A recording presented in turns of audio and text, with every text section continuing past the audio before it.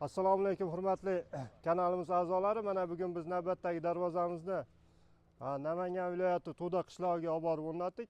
Bu darvozamiz mana ko'rishlaringiz mumkin, afsona fason deyiladi. Razmerlarga keladigan bo'lsak, eni 3.96 bo'ldi, bo'yi 3.15 cm bo'ldi. Va materiallarga keladigan bo'lsak, buni materiallari yo'llari 10 ga 5 shivelerda bo'ldi. Mana bu yerga 10 ga 10 profildan ustun shaklida alohida lisqaliligiga keladigan bo'lsak 1.8 shumkali izolyatsiyali 2 qavatli bo'ldi. O'zgacha uslubda chiqarib berildi. Kraskalarga keladigan bo'lsak Devo kraska bo'ldi.